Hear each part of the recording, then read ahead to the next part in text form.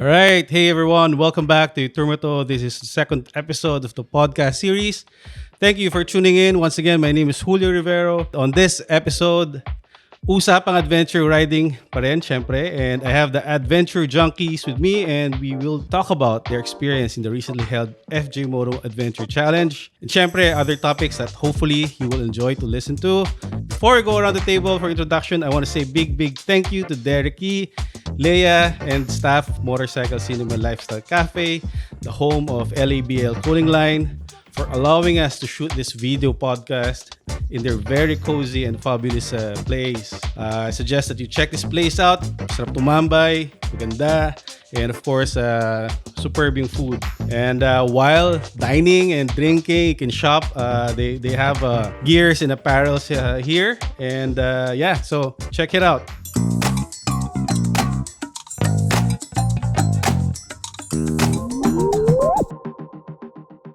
All right, time to get to know our guests. Please introduce yourselves and maybe state your name and tell us something about you and maybe your ride. So warm up pa lang to, guys. So so I don't know who wants to go first. So I'm Julio also. I'm Julio Veloso, not Rivero. I guess I am the admin of Adventourer PH. And so I'm the guy who posts there, and hopefully I'm the guy who kind of gets to inspire you to get into adventure riding, because that was the initial goal of Adventourer PH anyway, to get as many people into adventure riding as possible. Hi, I'm Paul Ramos. I'm the most newest rider in this group, but I've been enjoying riding in the outdoors and off-roading. So it's really a good experience. It's really nice. And I hope that we can also invite more riders to try out adventure riding. Ganda ng boss ni Paul, ano? Parang DJ. Nagulat ako doon. Sanay eh. Okay. Thanks, Paul, for being here. Mark, go ahead. Yeah, so I'm Mark Cabeno. So pandemic rider lang din. Yun lang. Pandemic rider na hardcore. Hindi. All right. So thank you for being here, guys. And we're going to talk about FJ Moto Mountaincross to begin with. FJ Moto Mountaincross Adventure is a 3-day adventure challenge, 3 days, 2 nights, wherein you will go around the northern part of Luzon. It started in Porac, went to Nueva Vizcaya, I guess Kalinga, and then Ilocos Sur, and then going back to La Union. So I think it's somewhere around 1,000 kilometers of 60% trail, 40% road. It's not a race. It's basically a challenge. What's cool and unique about this event is that you won't know the next checkpoint, the destination, until you reach one, right? So at the onset sa Porac, bibigyan kayo ng checkpoint number 1, and when you get to that checkpoint, dun nyo pala malalaman kung ano yung next checkpoint, and so on and so forth. So that's unique in a sense na walang hindi mo alam kung saan ka pupunta. I participated that myself. I felt that it was a really good event. A lot of those who failed or who weren't able to join, nagsisi no, nakita yung mga pictures. Lalo na yung mga pictures ni Mark Odulio, shout out sa'yo, and yung mga videos nang sumali dun sa content creation. No? These guys are one of the strongest groups who joined that. Ayoko sabing first to finish, like may yari ako kay Kuya Don, bawal yun. All right, may question muna ako sa inyo bago yung share experience nyo. Bakit Adventure Junkies? Well, because it was supposed to be Adventourer, obviously, because I represent that group. But my team last year, they wanted to keep the names, Dennis Chuas and Edrio Campo. I didn't want to take it away from them. And that was my team last year who carried Adventourer. I didn't realize I could use Adventourer and add another name, like Adventourer 2 or Adventourer Junkies. By the time we realized that we could also use Adventourer and just add a different name to it, we had already submitted Adventure Junkies, which Mark came up with, by the way. Yeah. Power of ChatGPT.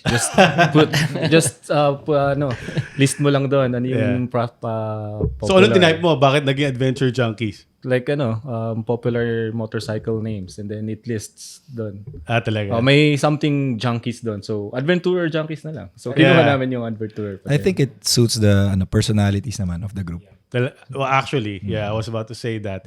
And thanks for answering that. Kasi that was my question behind that question eh.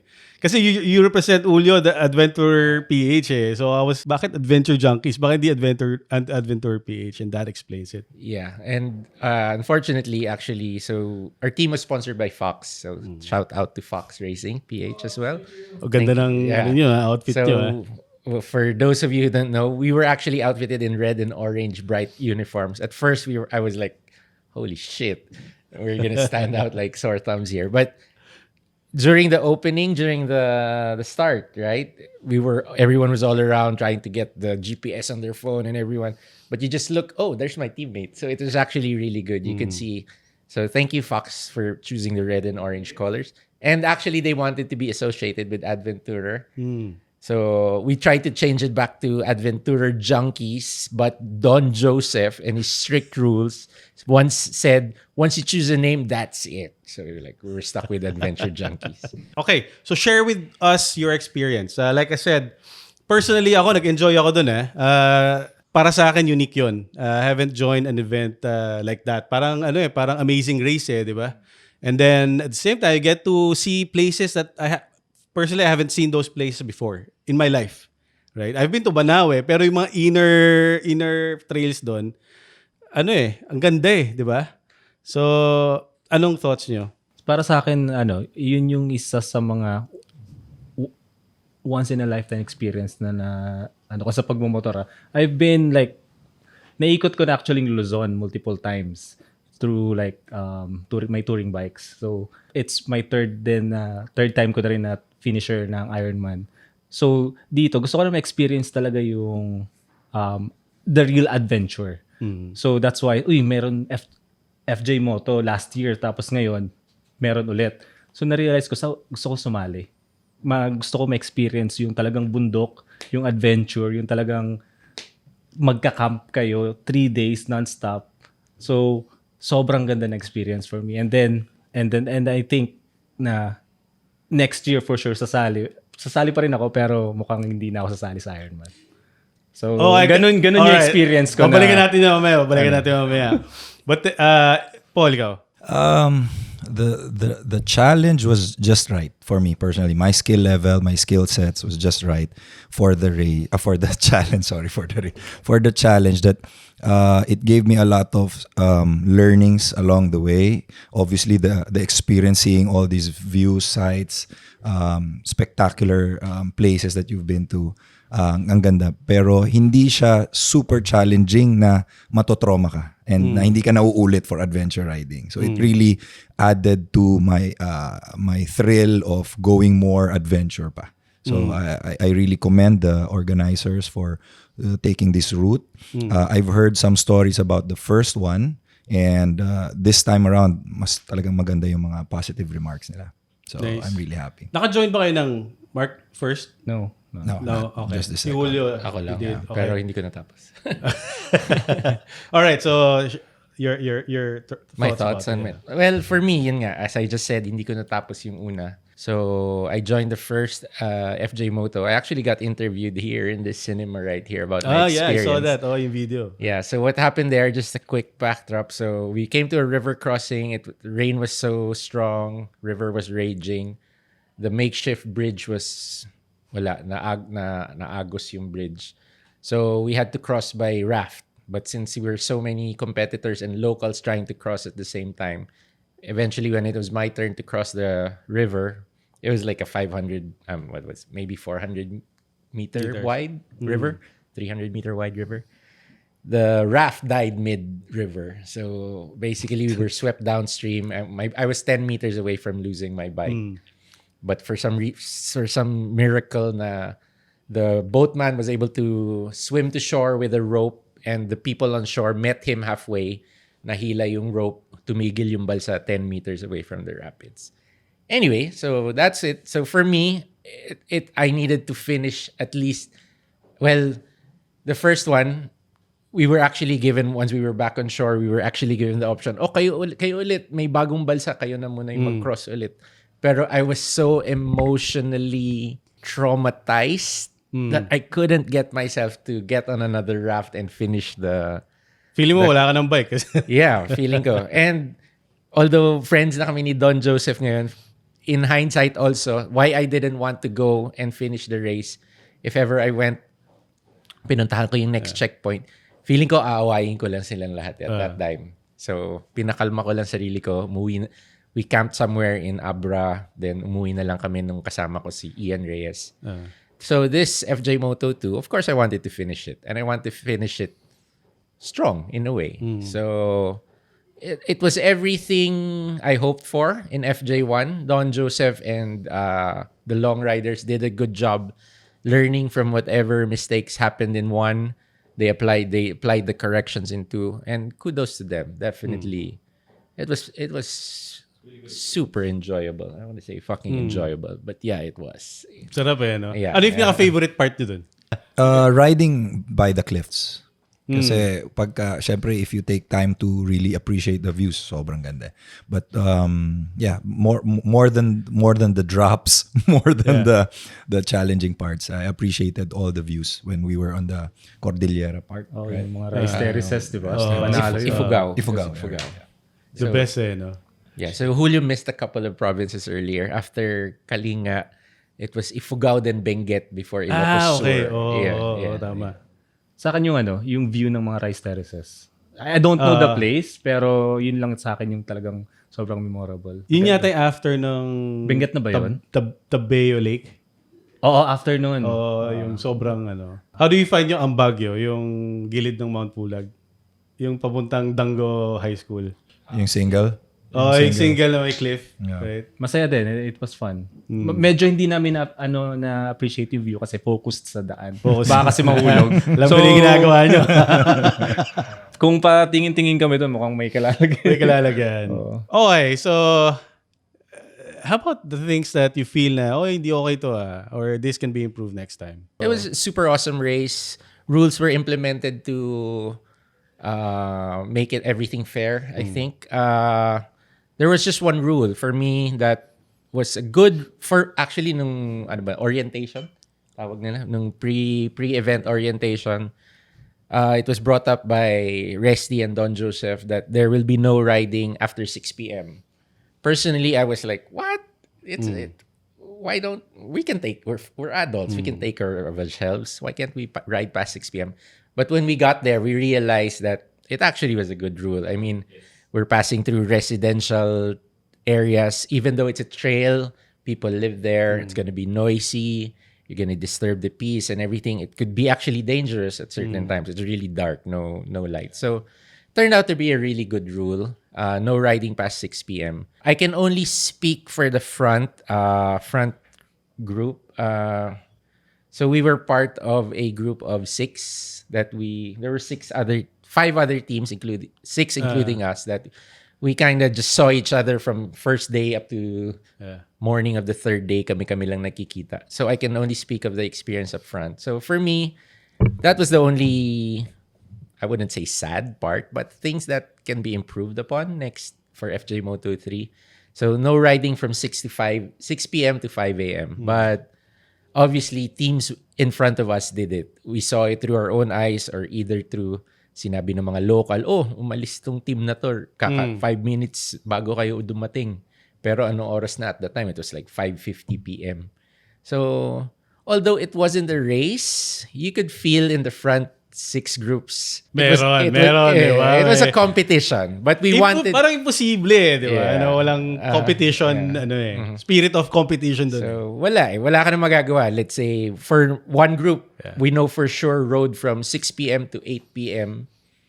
2-hour advantage na yun. Wala na kami magagawa. Hindi naman kami... We follow the rules. So, hindi na namin ma-make up yung advantage na yun. So, sana magawa ng paraan next year. Yun lang yun sa akin. Pero kaya nga, hindi naman siya race so okay lang. Yeah, okay lang. At the end of the day, okay lang. Like I would say at least 3 groups in front of us rode past 6 p.m. Two of the groups didn't really post. Hindi sila nagyabang na maaga sila dumating. Pero yung isang group nag-post pa na first to arrive So, Mamaya, pupunta tayo dyan So, okay. How about, I've seen one of your posts and nag-comment I think yung Alas 5, a group. I'm not sure kung sila yun, right? Yung may nag-bug down na motorcycle, then pinalitan, right? So, I actually understand yung thought mo but can you talk about it? Okay, so what happened there? So I'll mention names. So si Mau Manikis ba? Yes. Yeah, so Si Mau, he dropped his bike in the river. Yeah. So apparently when he dropped it, he was still revving the engine. So basically pumasok yung tubig Bristol sa makina. to, ito yung Venturi Yeah, the Bristol yung scrambler. Okay, okay. Yung Veloce. Veloce, yeah. So Ganda nun, actually sobrang bilis ng grupo nila. Sobrang bilis nila sa kali. Parang they were 3 hours ahead of us sa river. Pero nayari sila dahil nga napasukan ng tubig. So anyway, basically sira na yung motor. They tried to open the spark engine and spark plug. Pagbukas nila, wala pa rin. So nauna pa kami to the Ambaguio Town Hall. Pero sinakot sila ng mayor Sabi ng mayor, walang pwedeng matulog dyan. Paakyatin natin lahat. So everyone na umabot sa ilog nung first day, umabot sa Ambaguio Town Hall. Paano kinakot? Sinundo sila? Kotse? Sinundo. Okay. Rinescue. 4x4. Nirescue na, okay. Sinakay na ata. Parang swinip sila. Swinip kasi delikado matulog sa ulo. Tama naman. So eventually, madami-dami ko yung nag-end up sa Ambaguio. Then, while we were having dinner, tinatanong nga ni Alas 5 Enduro, nag-iisip sila ng mga paraan. Yung una was aangkas na lang, di ba? Pinag-usapan ng pre-race, okay lang yun. Pero naisip nila na, willing si Bristol magpadala ng spare bike. I was like, so they even asked me about it. I was like, pwede naman siguro. Wala naman sa rules yun I mean, di ba? I mean, spirit of fair play, baka hindi tama. Pero essentially, it wasn't in the rules. So, at that time, okay lang. So, pero having time to think about it, I think it shouldn't be allowed next year. Kasi for me, it's a challenge. It's not a challenge for the rider only. It's also a challenge for the machine. So if your machine fails you, but basically when a machine fails you, you fail your machine as well. So for me, I think also, dahil dun sa nangyaring yun, magbabago na rin next year yun. Kasama dapat. No, but nothing against them. I'm not saying na they cheated or anything. No. It wasn't in the rules. It was actually a smart move. I mean, if I had an extra bike and someone to bring it to me, di sabihin ko rin, di ba? Pero wala naman akong ganong luxury. Yeah. Sila lang. So, kudos to them for that. How about you guys? Share same thoughts or? I didn't know the post. I don't have social media. Sorry. Sa akin, para sa akin okay lang kasi parang nandun din ako sa situation niya ni Mao. Parehas kaming tumumbay yung bike sa river and then para sa akin, nag-messed up So parang, alam mo yun, pinaghandaan ko ng sobra yung event and then first day pa lang, wala na akong bike, hindi na mag-start. So para sa akin, napaka-disappointing. Kaya siguro nakikita ko rin na disappointed din sila and then nagawa rin sila ng paraan which is para sa akin okay lang kasi ang habol doon is matapos ma-experience mo yung 3-day adventure. Para sa akin yun lang yung and then maging finisher. Para sa akin siguro kung hard rule yon, gagawin ko pa din kasi gusto ko lang ma-experience matapos yung event. Kahit hindi ako finisher, okay lang ako doon. Kaya ayun yung point ko. Ako naman, I understand yung ginawa nila, yung naging strategy nila on this event. And I don't question it kasi wala naman na pag-usapan ganun right? It's a gray area. Hindi nga siya gray actually, para siyang acceptable kasi hindi siya bawal right? But I also agree sa point mo na maybe next time something that we should consider. 'Di ba? Decide on prior para alam mo yung mga ano ba mga reason, yung mga endurance race na pati machine is also being tested, 'di ba? And it's good feeling ko good for us consumers dahil yung syempre pagpapaligsahan yung mga yung mga brands di ba? And in the end tayo magano doon kasi we get to have good machines sa market and that we can enjoy, di ba? So yeah. Would you know of any other motorcycle event where you can actually change a bike that was broken? But not motorcycles, but bike itself. Hindi, kaya nga, I was gonna say nga, motorcycle may Dakar, whatever, MotoGP. I think if you break your bike, you're done. But if Tour de France, you can actually have a spare bike. Exactly. Diba? But that's different. Different discipline na yun. Yung sa Dakar kasi, kaya nga may mga dala kayong tools eh. Di ba? So talagang i-rep kasama sa race yung knowledge nyo to repair the bike. Yeah, that's right. Di ba? Kaya nga they build their own machine before they race. Kasi kailangan importante na kilala nila yung bike eh. That's true. Yeah. So, Well, if that's the wisdom nga, I guess they have to discuss in the for the next challenge what will be the rules for that kind of. Pero para sa akin, opinion lang since hindi naman siya race and this is just like an adventure ride, 'di ba? Parang yeah. Pwede rin, hindi diba? naman ganun. Hindi siya Dapat serious mag-restrict. enough Oo. na para, kailangan mag-train kayo, Yes. mechanical, right? But, I will play devil's advocate to that. Kasi baka nga, pag may mayaman, ang daming bike, nakaabang lang dyan, pwede rin maging reckless. Kumbaga, hindi paghahandaan yung event. O kaya ganda tapos sa, point na yun, tapos sa kalye, buwis buhay kung ano. Kasi kung mas sumimp lang ako sa kalye, sira yung bike ko, meron naman ako replacement eh. So for me, it goes both ways. I understand your point. Of course, you want to finish. But also, for me, it can be abused eh. And it's not something that is available for everyone. Only the rich, only the sponsored will be able to avail of this loophole. So I don't think it is fair for everyone. yeah. Yun. So, yun. Siguro pag mga yung mga sponsored challenge talaga, yung mga talagang brand wars talaga, pwede.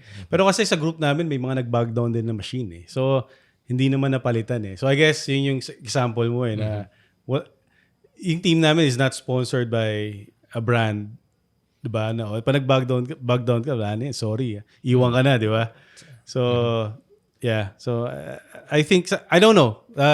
In the end, si Kuya doon, sila magde-decide These are the dito. points that they can raise. Right. So, Even a sponsored team, may advantage na kaagad yun from the start. Kasi I know one of your guys bogged down, umaandar pa, pero medyo nag-overheat, di ba?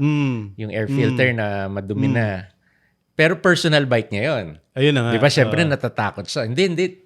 I'll call it a day. Ayoko na masira yung bike ko. Pero kung sponsored rider ka, wala, in reality, medyo less yung pakialam mo eh. Hindi sa'yo eh. Sasagarin ko to. Di ba? So, even there pala may advantage na eh. But I'm not saying, swerte sila. I mean, if I was sponsored, hindi ko rin hihindian yun eh. Di ba? Yeah. Pero dun pa lang may advantage ka na eh. Tapos kung may replacement bike ka pa, double ulit yung advantage mo.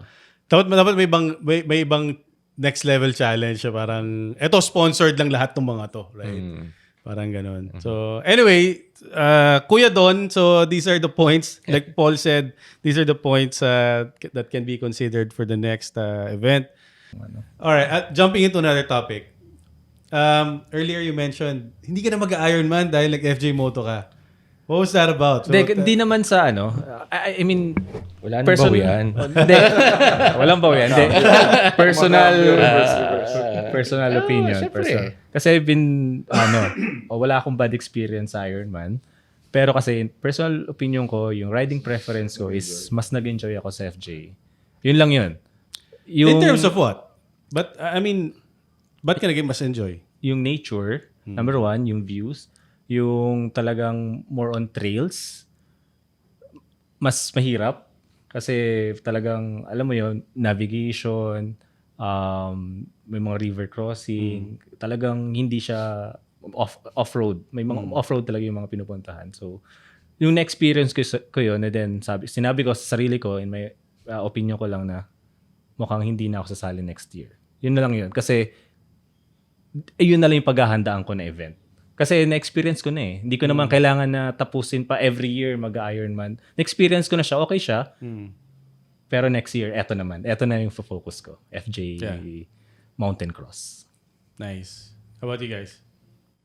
Haven't done the BOSS Ironman also. Pero I've been around. Nakapag Mindanao na rin ako solo ride. So I think yung main difference lang nun, siguro dadagdag lang sa sinabi ni Mark na on road kasi na medyo long rides, medyo the experience is a little bit similar yung length lang ang pinag-uusapan. So it's all about road, may konting mga sirang kalye. Mukha na ring off-road sa Pilipinas. But it's technically road lang, roadwise. So pagka sa off-road kasi, medyo mas maraming different scenarios na each scenario requires a different set of skills. Yes. Na while traversing that segment, medyo na-exhilarate ka rin kasi how to maneuver about Right. it. Like river, downhill na rocky, downhill na sandy, di ba?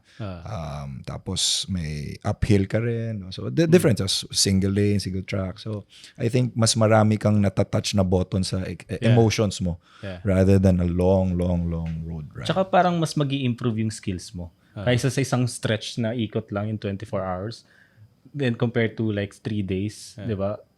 Mas mag-i-improve yung skill set mo dun eh.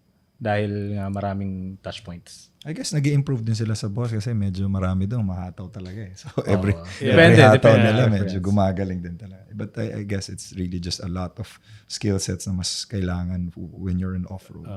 Mas unpredictable kasi.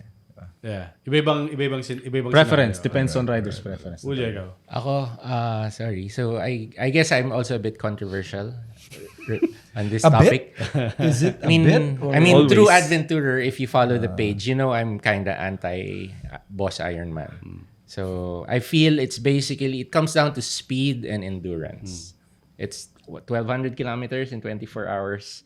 So, but the winners finish in supposedly 14, di ba? Minimum. So it's speed and endurance. It will all boil down to that. Everything else they say, it's for tourism. It will be good for the local economy. Medyo kalokohan yun eh. Kasi babiyahe ka ng gabi. What tourism will you see? Right. Hindi pa ako nakakasali, pero yung mga nakakasali, nakikita ko sa YouTube, sabi nila, sa gasolinahan lang din sila kumakain eh. Wala naman, I'm sure may mga ibang nasa tail end kain sa mga sarap na restaurant, local restaurant. But essentially, kain sa restaurant, yung mga snacks lang na dala nila. Yeah. So, it's about speed and endurance. And for me, I think it's a great event, but I think it's actually super big. It's too big for its own good in a way. Mark was there last time, said so many accidents. These accidents you don't see published. Everything is hush-hush on the accidents you don't see. I think, sabi nila, there's actually the same percentage to get injured or to get into an accident in the Ironman as when you go on a touring ride. Yes. If you have, how many riders? 1,500? Pero that's all in one day. Yeah. So yung percentage na yon, mas mas madami kasi nasa one day. Unless hindi naman magtuturo yung 1,500 na yan na sabay-sabay. So yeah, same chances of getting injured. Pero in that stretch of 24 hours, mas madami talaga.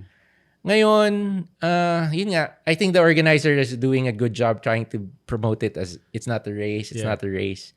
Pero wala, it's grown too big na hindi na makontrol. Self-control. Tapos itong mga vloggers na to ngayon, puro first to arrive. Parang yun na yung ano nila eh.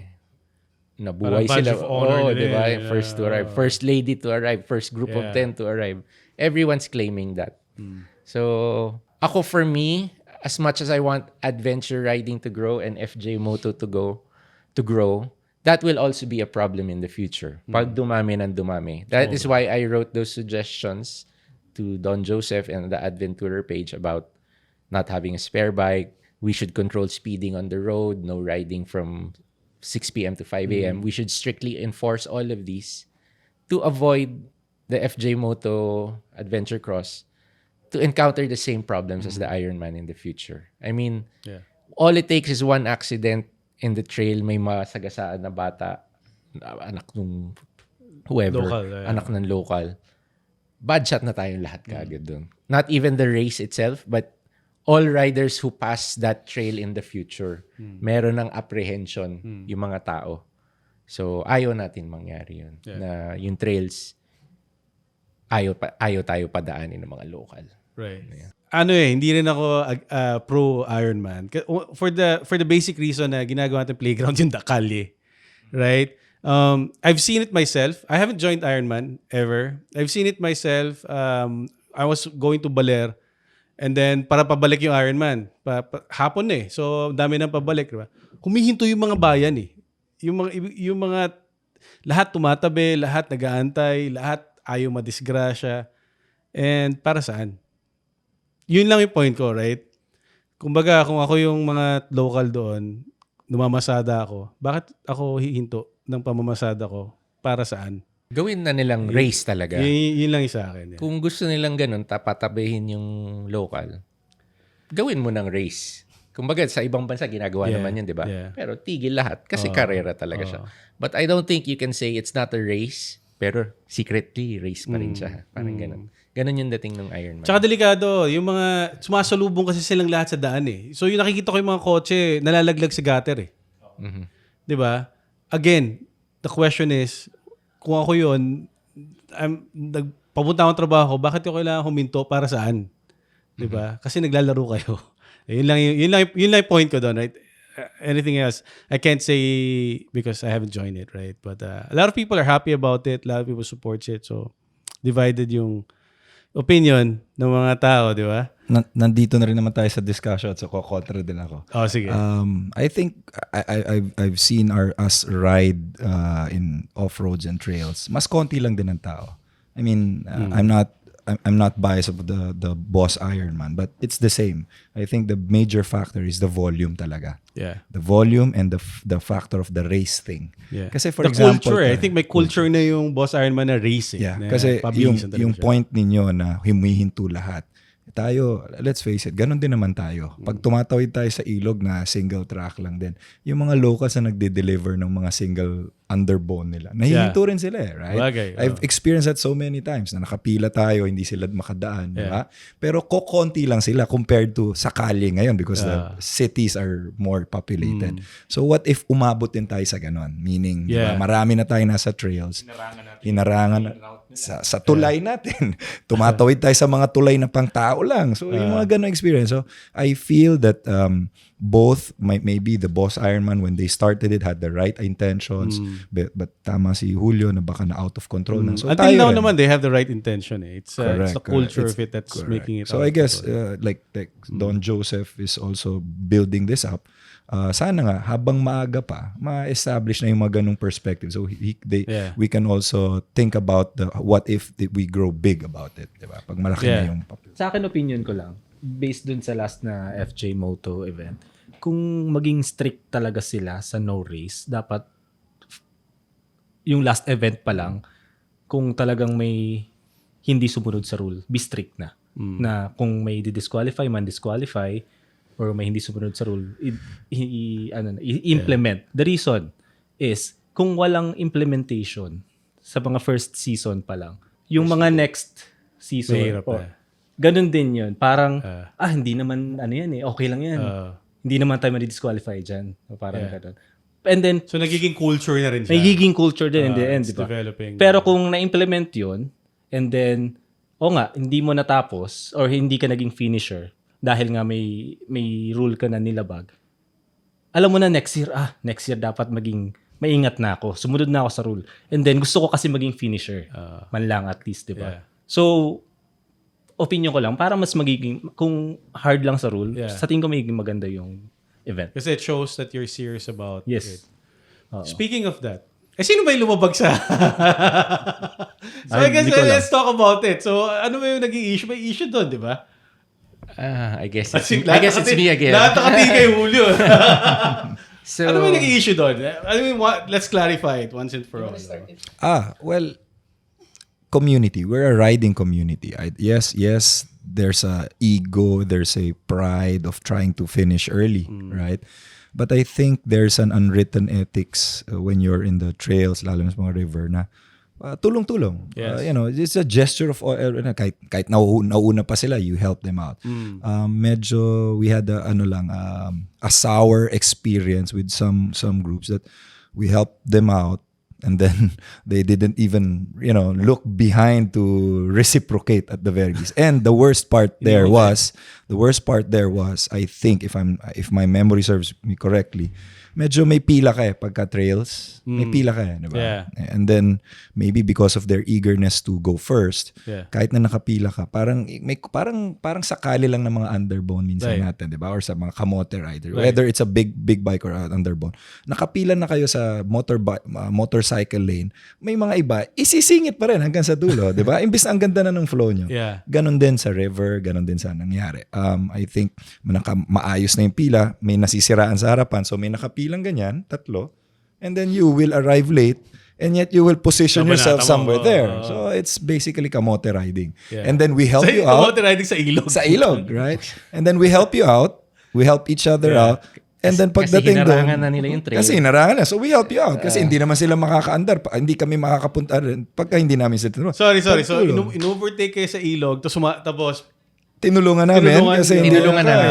Okay. And then, iniwan din kayo. one of our members medyo nag-drop doon, konting wala. They were all riding agad. So wala lang.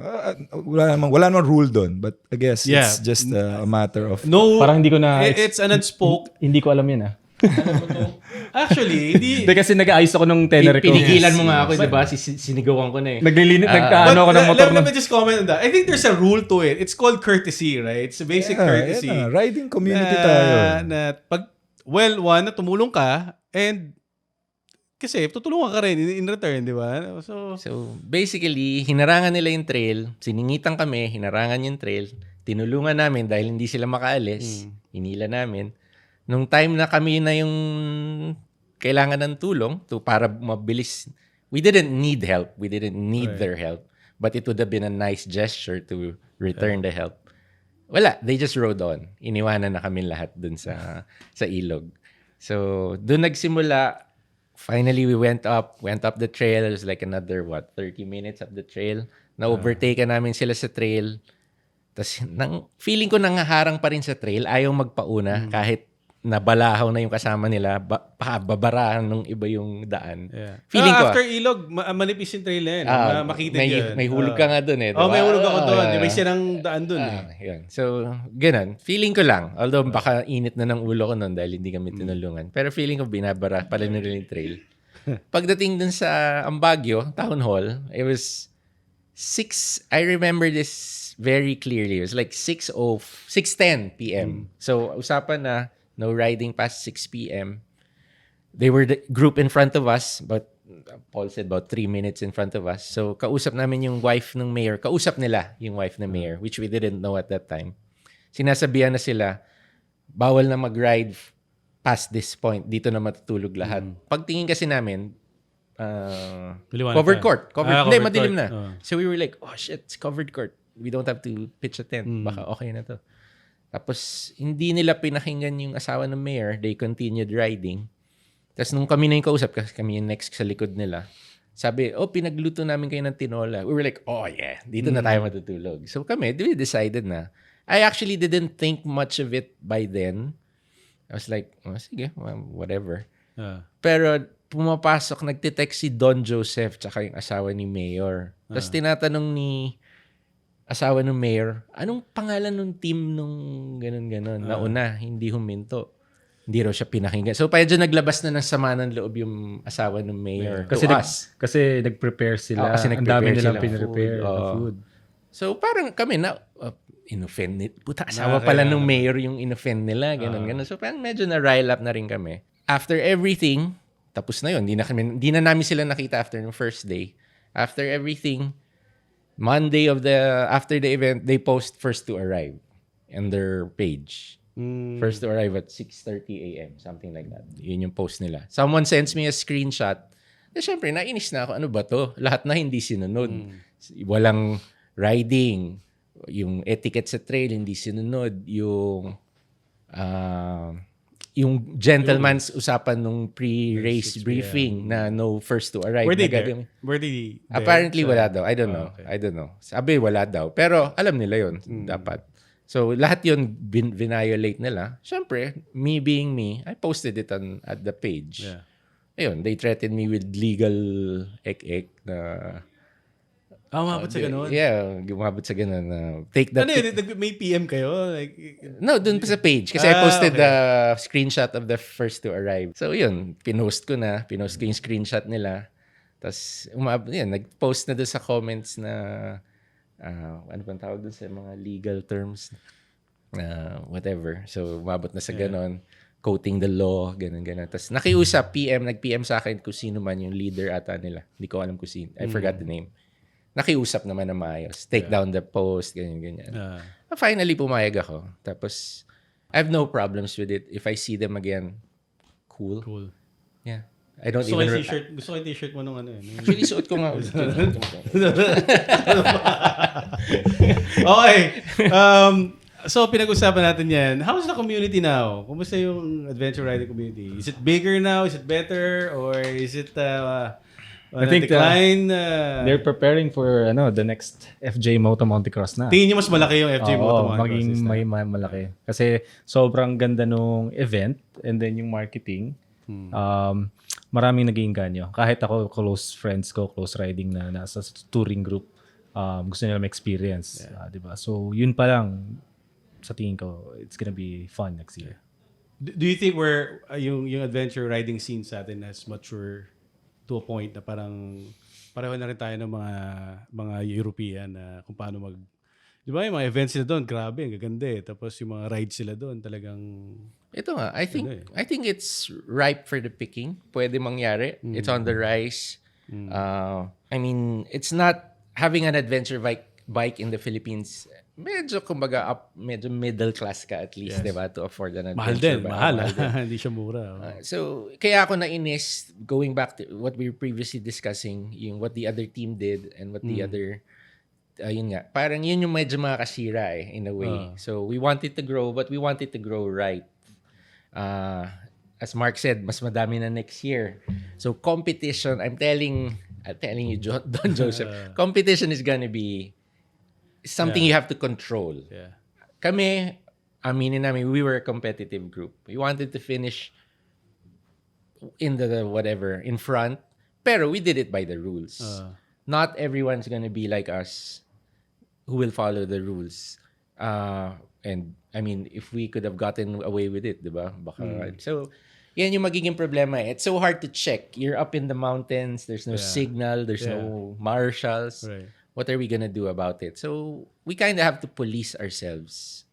Ang problema sa Pinoy, pag pinulis mo yung sarili mo, ay yung kakapwa mo, galit eh, diba? Cannot take correction. Yeah. Do you think brands play a big part in driving that competition? Kasi like you guys are sponsored by Fox Philippines, right? I think yes, definitely. If you're sponsored, there is pressure. Lalo na kung motor. Sa amin jersey lang naman eh. In reality, hindi naman ikabibilis ng jersey yung ganda lang tignan. Maganda lang tingnan. Pero it did it. Comfort-wise, it was very good. I mean, tsaka we're proud tayo na dala natin yung brand ng Fox, diba? So, yun lang yun sa amin. Pero sa pagdating sa motor, ibang usapan for sure yan. Kasi may pressure eh. Sa motor, may pressure to finish fast, definitely. Sa pag-sponsor kayo in other things like apparel, gear, I think you're more pressured to get good pictures as well and video. May kasama yon. Pero kung sponsored ka ng motor, may pressure to finish fast. Now, of course, these teams will want to finish ahead because of that pressure and to get the sponsorship for next year. And this is where the organizers' rules and implementation of the rules will come in. I mean, mas nakakahiya siguro, sponsored ka, mabilis ka nga, pero disqualified ka naman. Diba? So, dyan papasok talaga yung implementation ng rules next year. I think the first FJ Moto feeling out, medyo madaming kulang. Second was a success. Pero Don Joseph was taking it easy, I think. Kasi nga, bago pa siya eh. He didn't want to step on too many toes. Pero on the third, I think he has to take charge in a way na ito yung rules na sinet namin, ito dapat ang masunod. Pag di nyo sinunod, bawal, for me, dapat bawal na, hindi na sila bigyan ng next coordinates eh. Yun lang yun eh. Yun nga yung okay sa FJ Moto eh. Sobrang may dali. Control ka. Sobrang dali, hindi mo na pa unahin eh. Kasi wag mo na bigyan ng coordinates. Saan sila pupunta? Right. Hindi katulad ng Ironman na pwede pa rin niya tapusin yung route. Ito, nasa control mo eh.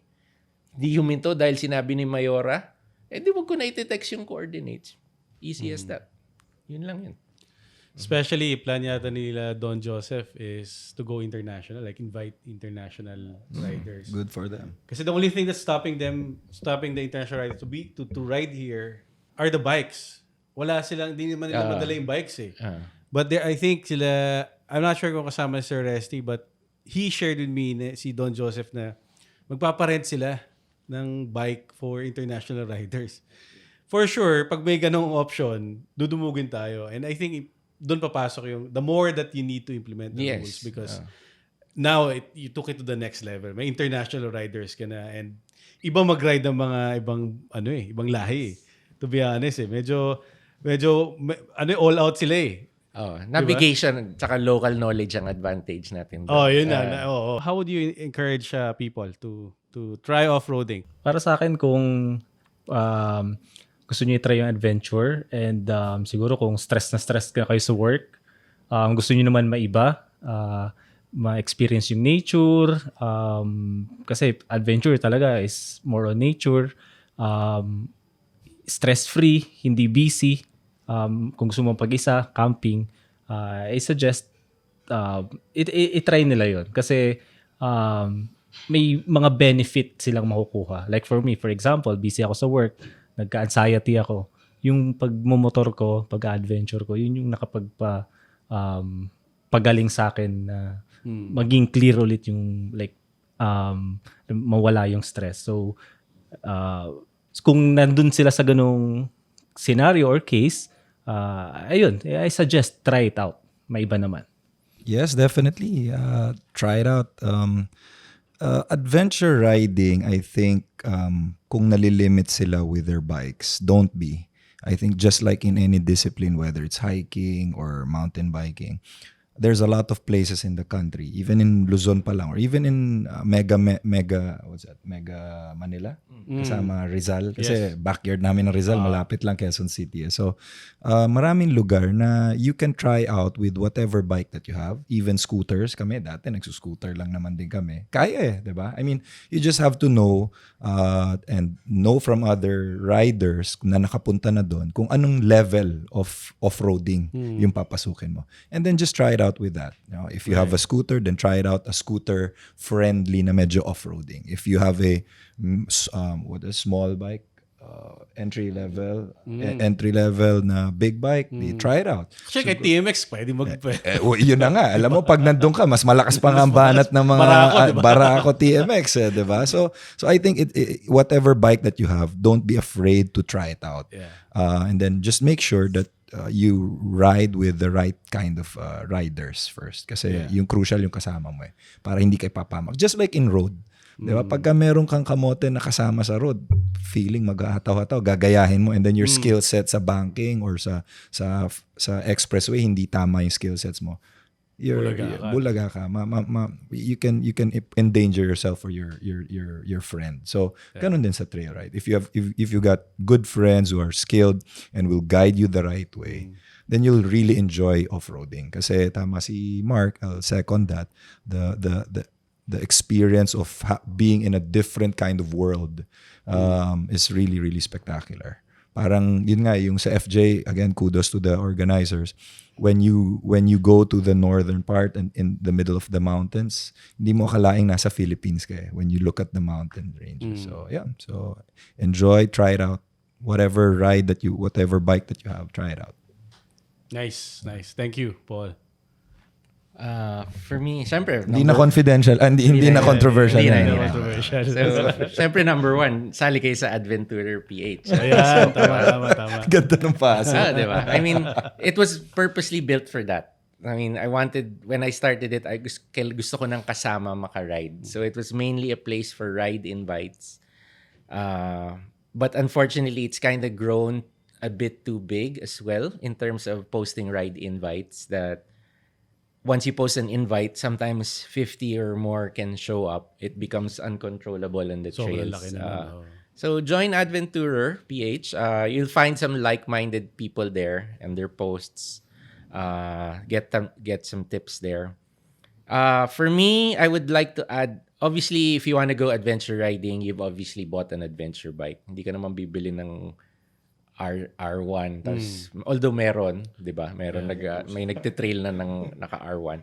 Pero if you're thinking about it, you're obviously bought one or you're thinking of buying one, an adventure bike that is capable off-road. Ang suggestion ko, yun nga, sabi ni Paul, hanap ng magtanong-tanong. Ako, Google Maps lang ako dati. Uy, may daan dito, silip-silip. Pag di na kaya, atras. Pero, ako, i-add ko, add protection to your bike. You will drop your bike. It's not a question of if you will drop your bike. It's a question of when. Actually, hindi pa nga. How many? It's not a question of when. It's how many times you will drop your bike. So, get decent set of handguards, something like bark busters. Get crash protection, crash bars, and get a decent skid plate. Yung tatlong yan, personal gear mo, bahala ka na. G na yan. Bahala ka na sa gear. Hindi ako advocate ng ATGAT. ATGAT is all the gear all the time. Okay. Kasi ako, pag all the gear all the time, nag-overheat naman ako. Bibili ka lang na. Simple lang naman ako dahil sa init, di ba? Sobrang init. So, I'm a jersey, boots, pants kind of guy. Pero in jersey mo, may may inner jacket ka. I have an inner armor when it's hard, pero like last Saturday's kinabuan, Wala na. sorry to say, hindi ako nagsuot. So, Yun. So, medyo... saan mo bibili ng gears mo? Fox, syempre, di ba? Siyempre, Fox is... I'm very fortunate to be given Fox. Pag sabi niya sinabi, Lazada, bigla. Fox tsaka Moto Market kasi hindi ko na alam gusto dalawa. Pero actually, you know what? I'm a big advocate of Lazada. Yeah. Aside from the Fox I'm able to wear, Rhino Walk. Tsaka Moto Wolf. Yeah. Fuck. Moto Wolf subok na yan. Moto Wolf subok Yan, China yan. Wala akong I'm not anti-China. Wala akong problema sa dalawang brands na yan. I wear some protective gear from them as well. Start cheap, walang problema. Madali naman ibenta. Or si Paul, medyo ma-experiment ako sa gamit. So si Paul nagiging napupunta sa kanya yung mga hindi na nagagamit. Anyway, so yun. So join Adventourer PH, get some ideas there. Get protection for your bike. Don't be scared to look at Google Maps. If it's too hard, always turn back. It's not gonna turn. The trail is not gonna turn. Once you turn off the road, na magiging budol 10 out of 10 ka agad. Hindi naman ganun yan eh. Basta mag-practice ka, marunong ka mag-U-turn sa trail. Buhay ka na. Di mo kaya, atras. Yan. Listen to the podcast of Julio. Marami kayong matututunan. Yun. And thank you guys for being here. It's late night, Sabado, 9 o'clock na. And you went your way out to be here and be my guest and share those very controversial thoughts and opinions. Ayun. So, yung mga gustong sumagot, PM me. I'll have you in the seat as well. But guys, thank you. Appreciate it. Welcome. See you Our pleasure. See you on the trails. Oh naman. Ngayon, by the way, May 13, kasama ko sila Palabieb, sila Aaron, tsaka si Martin. Gusto nila matry yung pinatubo. Pero small bike kami, mag-rent kami dun sa... Okay. Kung may gustong sumama, let me know. Alright, that's it. Thank you guys for tuning in. And stay tuned for more episodes here at iTourmoto Podcast. Cheers. Cheers. Cheers.